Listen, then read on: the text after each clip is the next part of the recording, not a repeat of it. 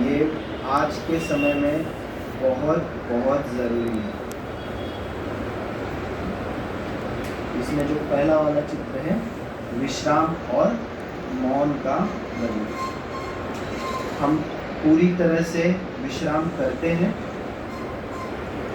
कितना विश्राम करते हैं? विश्राम यानी आराम करना, अपने आप को आराम देना। कितना आराम देते हैं हम अपने आप को? अपना चेक करना है कि हम रात को कितने बजे सोते हैं और सुबह कितने बजे उठते हैं। तो जनरली एक जो हेल्दी पर्सन होता है उसको 7 से 8 घंटे की नींद लेनी चाहिए। पूरे दिन भर में ऐसा समय होना चाहिए कि जहाँ पर हम मौन में बैठें, यानी शांति से बैठें और हमने अपना पूरा दिन कैसे बिताया, हमें अपना पूरा दिन कैसे बिताना चाहिए था, आज पूरे दिन भर में कौन सी प्रॉब्लम्स आई, कहाँ पे मैं डगमगा गया, कहाँ पे मुझे स्थिर खड़ा रहना है, मेरी आत्मा की शक्ति यानी मैं एनर्जेटिक फील किया पूरे दिन भर में या नहीं किया। इन सब का अपने आप में ही ब्यौरा क्या करना है, चेक करना है। तो मौन आत्मा का क्या है, खजाना है। तो विश्राम और मौन का बजट सिर्फ मन को शांत करने के लिए नहीं है, परमात्मा से जुड़ने के लिए। जब हम परमात्मा से जुड़ते हैं तो हम कैसा फील करते हैं, एनर्जेटिक फील करते हैं, हमारे आत्मा में शक्ति बढ़ती जाती है। तो मौन से क्या होता है, आंतरिक शक्ति का संचय होता है, आंतरिक शक्ति हमारी बढ़ती है, रिलैक्स फील करते हैं। तो पूरे दिन भर में क्या गड़बड़ हुई थी, क्या नहीं हुआ था, वो पूरा हम करते हैं। बहुत बड़े बड़े एक्सपर्ट लोग जो है, जो स्पिरिचुअलिटी में हैं, वो उन्होंने इसके लिए एक वर्ड यूज़ किया है, उसको बोलते हैं सॉल्टिट्यूड। इंग्लिश में वर्ड बोलते हैं। तो सॉल्टिट्यूड माना क्या? अब शब्द अंग्रेजी है लेकिन मतलब यही है। तो सॉल्टिट्यूड माना पूरे दिन भर में अपने आप के साथ समय बिताना, अपने आप के साथ में, और अपने जीवन में हमें कहाँ जाना है, हम क्या कर रहे हैं, इसके ऊपर बैठ के शांति से विचार विमर्श करें। इससे बहुत सारी चीज़ें सुधर जाती हैं, संबंध भी सुधरते हैं, अपने आप से भी संबंध सुधरता है। हम अपना धन और वित्तीय बजट जो हमने देखा उसके ऊपर भी हम विचार कर पाते हैं। लेकिन आजकल भाग दौड़ भरी ज़िंदगी में हमारे पास तो रुकने का समय ही नहीं है। ये चीज़ मैंने खुद भी फील की है। जॉब करते हुए 15 साल हुए, अभी भी जॉब कर रहे हैं, मंडे टू फ्राइडे जॉब करते हैं। सुबह 7 बजे घर से निकलेंगे, ट्रैवल करेंगे, जॉब पे पहुंचेंगे, 8 घंटा जॉब करेंगे, फिर घर पे आएंगे, फिर कुछ ना कुछ काम करेंगे। अच्छा, जिस दिन सैटरडे संडे होता है ना, उस दिन घर पे शांति से बैठा नहीं जाता है। ऐसा लगता है कि कुछ तो काम चाहिए। शांति से बैठ गए ना तो फिर ऐसा मन एकदम उथल पुथल होने लगता है कि क्या करें, समय ही नहीं बीत रहा है। क्यों? क्योंकि 15 साल से मंडे टू फ्राइडे भाग रहे हैं, काम कर रहे हैं, हम उसके एकदम क्या हो गए, रिदम में आ गए। ट्रेन में हम बैठते हैं, ट्रेन में आप लोग सभी बैठे होंगे। आजकल की ट्रेनों में तो ऐसा नहीं होता, लेकिन जो पुराने टाइम की ट्रेनें थी, वो ट्रेन में अगर 24 घंटे 25 घंटे ट्रैवल कर लो ना, तो वो ट्रेन से उतरने के बाद भी ऐसा लगता है कि हम ट्रेन में बैठे हैं। तो ये सेम वैसे ही होता है कि हम इतने साल से जॉब कर रहे, तो शांति से अगर किसी ने बैठने के लिए बोल दिया ना, तो हम शांति से बैठ ही नहीं पाते। फिर हमें कुछ ना चाहिए, कोई बात करने के लिए चाहिए, कुछ खाने के लिए चाहिए, फिर टीवी चाहिए, नहीं तो मोबाइल चाहिए। शांति से हम बैठ ही नहीं पाते। ये चीज़ फील की हुई है, आप सभी भी महसूस करते हुए। लेकिन अपने आप को उस रिदम से थोड़ा सा क्या करना है, बाहर निकालना। उसी को हमने बोला है मौन और विश्राम, जो एक्चुअली हमारे मन को क्या करता है, सुख और शांति से भरपूर करता है। तो देखो यहाँ पे व्यक्ति को दिखाया हुआ है और उसने अपने चारों तरफ क्या किया है, एक आवरण क्रिएट किया हुआ है, बनाया हुआ है। उसको लिखा है मौन का संरक्षण, शोर रहित क्षेत्र। मतलब कुछ समय अपने आप से ऐसे बिताना है कि बिल्कुल कोई शोर नहीं होना चाहिए। शरीर को तो आराम मिलता है सोने से, मन को कब आराम मिलेगा? मन के सोचने की शक्ति कब जाएगी? सोचने की शक्ति है मन में, तो हमेशा क्या करते रहता है, वो प्रोसेस करते रहता है, सोचते रहता है। तो उसका जो सोचने का स्पीड है वो कब कम होगा? जब वो स्पीड कम होता है ना, तो हम रिलैक्स फील करते हैं। जैसे गाय होती है ना, गाय को तो सभी ने देखा है, गाय को अगर घास का मैदान मिल गया तो क्या करते रहती है? खाती है, खाती है, खाती है, जब तक उसका पेट नहीं भरेगा तब तक खाती है। पेट भर गया तो उसके बाद वो आकर के शाम को बैठती है और फिर से खाया हुआ निकालती है और फिर से उसको क्या करती रहती है? चबाती रहती है। तो आज का जो युग है वो इंफॉर्मेशन एज है, मतलब बहुत सारी इंफॉर्मेशन है। इंफॉर्मेशन यानी जानकारी, जानकारियाँ बहुत है, न्यूज़पेपर है, मोबाइल फ़ोन है, मोबाइल में पूरा टीवी है, बहुत सारी इंफॉर्मेशन है। दिन भर हम इंफॉर्मेशन क्या करते रहते हैं? अपने मन में डालते रहते हैं। और जब मन में वो सारी इंफॉर्मेशन जाती है और जब हम सोने के लिए जाते हैं, आराम करने के लिए जाते हैं, तो जो हमारा मन है ना, तो पूरे दिन भर में तुमने क्या किया ना, वो निकाल के एक फिर से क्या होने लगता है? चलने लगता है। तो जैसे हम लोग शरीर के लिए डाइटिंग करते हैं, डाइटिंग कम खाना है, लिमिटेड खाना है, अच्छा खाना है, हेल्दी खाना है, ताकि शरीर क्या रहे? अच्छा रहे। अगर बहुत सारा खाते रहे तो फिर क्या हो जाएंगे? मोटे हो जाएंगे। तो उसी तरह ये जो जानकारियाँ हम लेते हैं, ये भी तो मन का क्या है? भोजन है।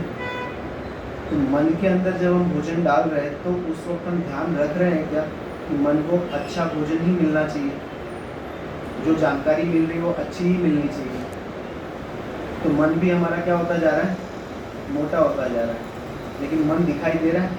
नहीं दिखाई दे रहा है, लेकिन मन थका हुआ महसूस करता है। तो इसके लिए क्या करना है? ऑलरेडी हमारे पास सॉल्यूशन है। थोड़ी देर मेडिटेशन के लिए बैठना ज़रूरी है। तो हमारे पास सारी चीज़ें अवेलेबल है, कमरा अवेलेबल है, यहाँ पे शाम के समय में, सुबह के समय में, या घर पे भी टाइम जोन डिसाइड करना कि ये समय मेरे किसके लिए रहेगा? मौन के लिए रहेगा, विश्राम के लिए रहेगा। और उस वक्त ना फ़ोन देखना है, ना किसी से बातें करनी है। उस वक्त हमें अपने आप को क्या करना है? चेक करना है, शांति से बैठ कर। तो प्रतिदिन हमें 5 से 10 मिनट क्या करना है? ध्यान करना है। जब हम सुबह उठते हैं तो हमारी शुरुआत परमात्मा के ध्यान से होनी चाहिए, और जब हम रात्रि को सोते हैं तो भी हमारी जो दिनचर्या का समापन है वो भी किससे होना चाहिए? परमात्मा की याद से। मोबाइल स्क्रीन का उपयोग बहुत सीमित करना है। जो भी काम हम कर रहे हैं, काम करने के बीच में हमें क्या करना है? ब्रेक लेना है। अपने आप को जागरूक कराना है कि हम कौन है? आत्मा है। हमें बीच बीच में थोड़ा सा रिलैक्स होना है, आध्यात्मिक अध्ययन करना है, यानी परमात्मा ने जो चीज़ें हमें सिखाई है उन चीज़ों को हमें क्या करना है? सीखना है। थोड़ा सा समय हमें प्रकृति में बिताना है, यानी गार्डन में, बगीचे में जाकर के हमें क्या करना है? टहलना है। और जब हम भोजन करते हैं तो बहुत ही प्यार से, शांति से बैठ करके परमात्मा की याद में भोजन करना है। लेकिन बहुत बारी हमें क्या चाहिए होता है? टीवी चाहिए होता है। बिना टीवी के हमारा भी भोजन कभी कभी जाता नहीं है। लेकिन हमें ये चीज़ याद रखनी कि जैसा हम करेंगे वैसा हमें देख कर के दूसरे करेंगे, उन्हें सिखाने की ज़रूरत नहीं पड़ेगी। तो मौन में हमें क्या मिलता है? सत्य मिलता है, और विश्राम में हमें नई ऊर्जा मिलती है। अगला और जो आखिरी बजट है वो है आध्यात्मिक बजट। ऐसा कहते हैं कि जब हम 60 साल के हो जाते हैं, जब हम काम से रिटायर हो जाते हैं, तब इन सब चीज़ों का समय होता है। लेकिन ऐसा नहीं है। आध्यात्मिकता की ज़रूरत आज हर किसी को है, छोटे से लेकर के बड़े तक, क्योंकि जीवन का कोई भरोसा है नहीं है। जीवन का फुल स्टॉप लग जाए नहीं कह सकते। तो जब समय है तो हमें आध्यात्मिकता सीखना बहुत ज़रूरी है। आध्यात्मिकता से हमारे जीवन में क्या होता है? प्रबंधन होता है। प्रबंधन यानी मैनेज होना, मैनेज कर पाते हैं हम किसी भी परिस्थिति में, अपने आप को मैनेज कर पाते हैं। अगर हमने अपने आप को मैनेज कर लिया ना, तो हम परिस्थिति को भी आराम से मैनेज कर पाते हैं। जब हम स्वयं को ही संभाल नहीं पाएंगे, स्वयं को ही मैनेज नहीं कर पाएंगे, तो परिस्थितियों को और लोगों को हम मैनेज नहीं कर पाएंगे। तो आध्यात्मिक बजट का क्या अर्थ है? आध्यात्मिक बजट का अर्थ है आत्मिक पूंजी, आत्मा की चेतना, सद्गुण और परमात्मा से संबंध स्थापित करना। हम यहाँ पे जो आध्यात्मिकता सीखते हैं उसमें हमने क्या किया? सबसे पहला हमने क्या सीखा? सबसे पहले हमने स्वयं के बारे में जाना कि हम कौन हैं। फिर उसके बाद हमने जाना कि परमात्मा कौन है। फिर हमने आत्मा का परमात्मा से संबंध क्या है वो सीखा। और जब हम ये चीज़ें सीखते गए तो हमारे अंदर जो बदलाव आए हैं, अच्छे गुण जो हमारी ज़िंदगी में आए हैं, वही तो आध्यात्मिकता का बजट हमें सिखाता है। तो आध्यात्मिकता ही सच्ची शांति का आधार है।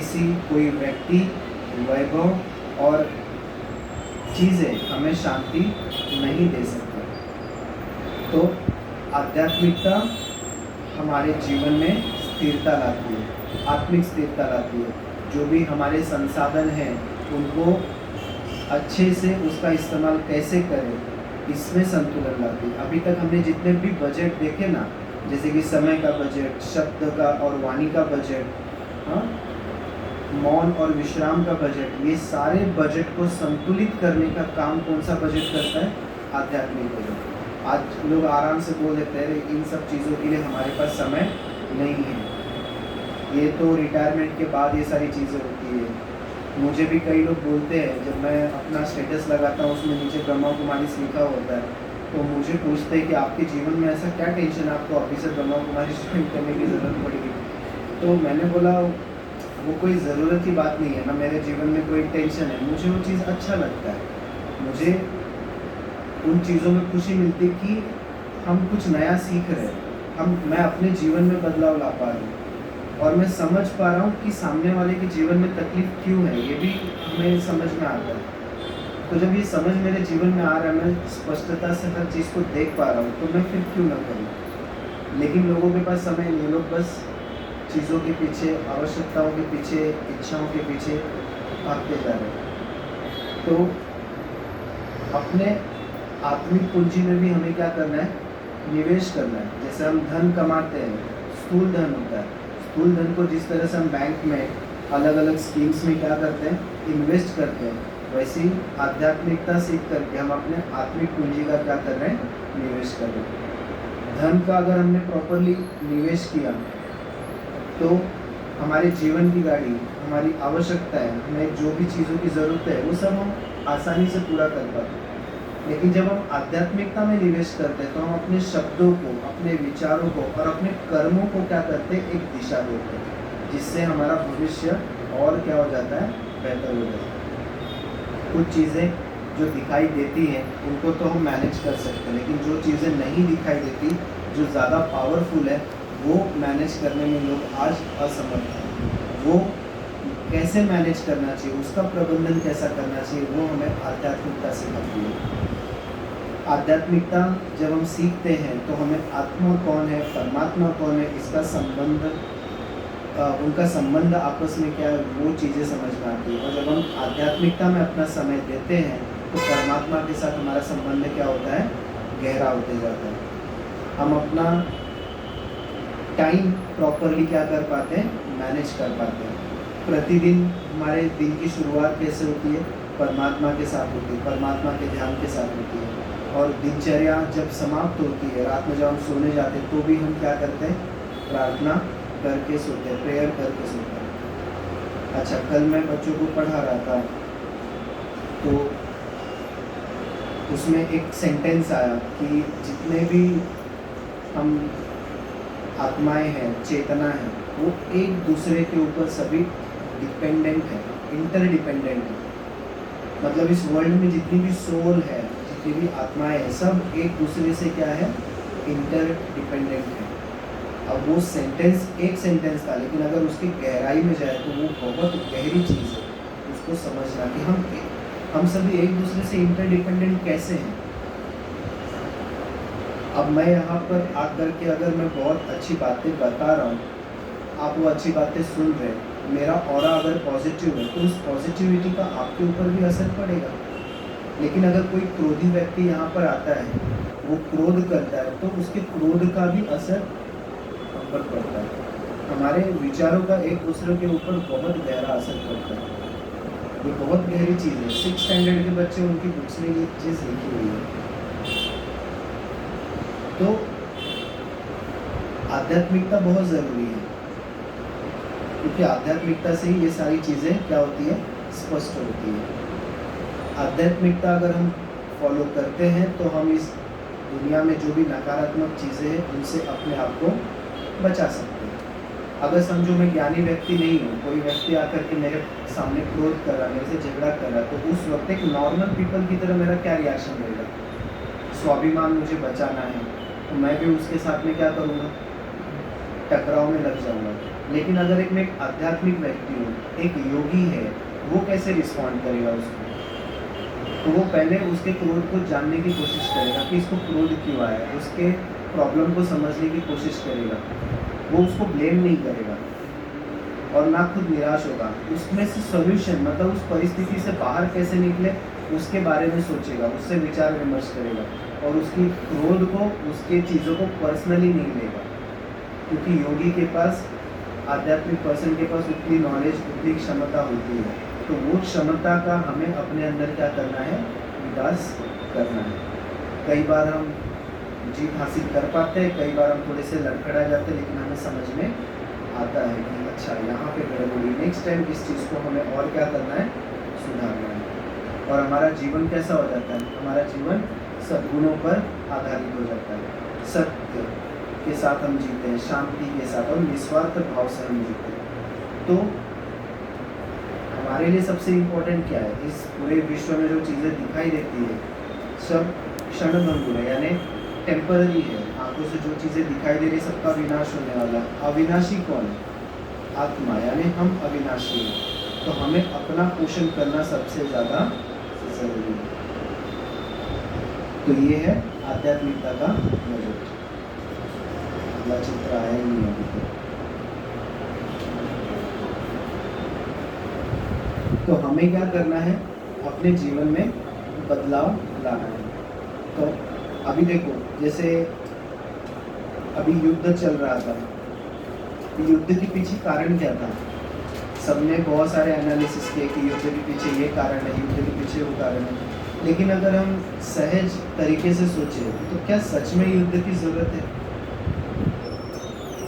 युद्ध की ज़रूरत है नहीं। लेकिन ये युद्ध क्यों होता है? क्योंकि ईगो है, अहंकार है, अहम है कि हम सबसे ज़्यादा क्या है, पावरफुल है। ये चीज़ें इंसान में कब आती है? जब वो अपने स्वयं के स्वरूप को नहीं जानता। वो अपने आप को क्या समझ बैठा है, हड्डी और मांस का पुतला समझ बैठा है, इंसान समझ बैठा है कि वो इंसान है।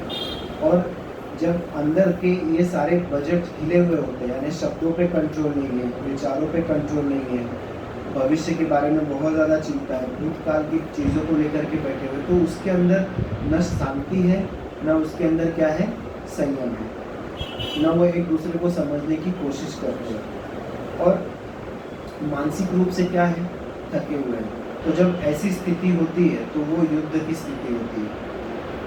ज़रूरी नहीं कि एक दूसरे के ऊपर बम मारे तो ही युद्ध होगा।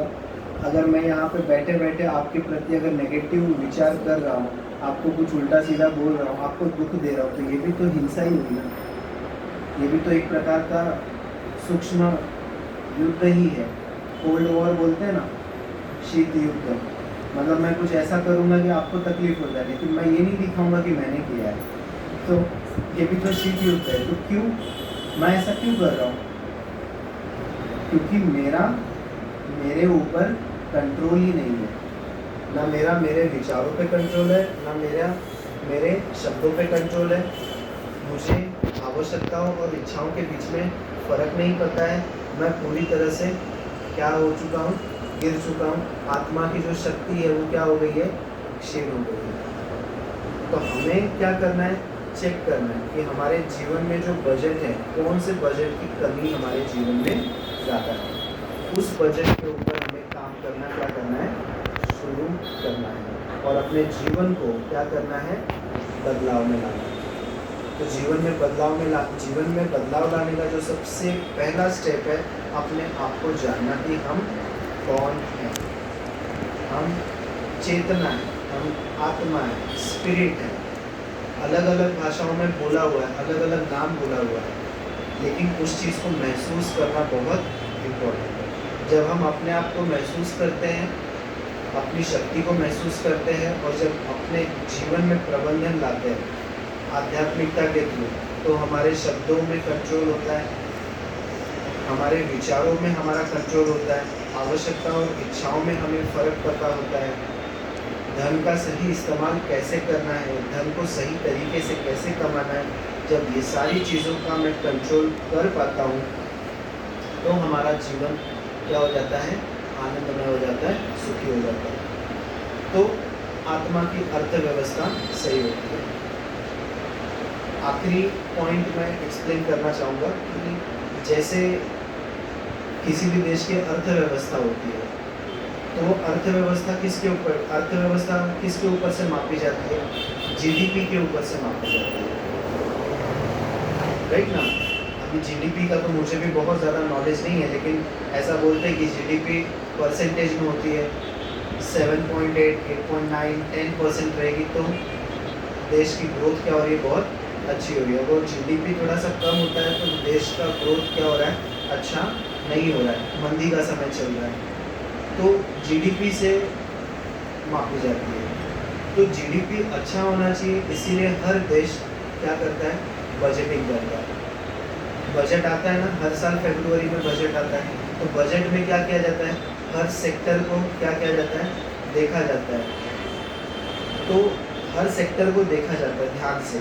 जो इकोनॉमिस्ट होते हैं, जो अर्थव्यवस्था डिसाइड करते हैं, बजटिंग डिसाइड करते हैं, हर क्षेत्र को देखते हैं, कौन से क्षेत्र में हमें सुधार लाना चाहिए, उसके बारे में वो अभ्यास करते हैं और उस तरह से वो क्या करते हैं, बजट पेश करते हैं। तो किसी भी देश का बजट किसके ऊपर डिपेंड है, वहाँ पे जो लोग काम कर रहे हैं, श्रम कर रहे हैं, जो भी पूंजी यानी धन हम यूज़ कर रहे हैं, जितने भी हमारे पास संसाधन हैं, उन संसाधनों को व्यवस्थित करने वाला जो व्यक्ति है, वो बहुत इम्पोर्टेंट पर्सन है। तो जिस देश में ये सारी चीज़ों की व्यवस्था अच्छी होती है, सोच समझ के अच्छे से इस्तेमाल किया जाता है, उस देश की जीडीपी क्या होती है, अच्छी होती है, ग्रोथ अच्छी होती है।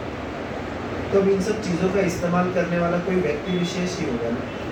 तो जैसे एक व्यक्ति की भी अपने जीवन की अर्थव्यवस्था होती है कि हमारे विचारों को हम कैसे इस्तेमाल कर रहे हैं, हमारे शब्दों को हम कैसे इस्तेमाल कर रहे हैं, हमारे समय का हम कैसे इस्तेमाल कर रहे हैं, हमारे जीवन में आगे बढ़ने के लिए हम आध्यात्मिकता का कैसे इस्तेमाल कर रहे हैं। तो अगर इन सब चीज़ों का प्रबंधन हम करें तो हमारी भी जीवन की अर्थव्यवस्था क्या होगी, अच्छी होगी, आगे बढ़ेगी। और अगर एक एक व्यक्ति का जीवन अगर अच्छा होगा, समृद्ध होगा, तो एक व्यक्ति से क्या होता है, एक एक व्यक्ति से क्या होता है, परिवार बनता है, एक एक परिवार से क्या होता है, समाज बनता है, समाज से क्या बनता है, राष्ट्र बनता है, राष्ट्र से देश, और बहुत सारे देशों को मिलाकर क्या बनता है, विश्व बनता है। तो अगर एक एक व्यक्ति का जीवन की अर्थव्यवस्था अगर सुचारू रूप से है, समृद्ध है, तो हमारा पूरा विश्व कैसा होगा।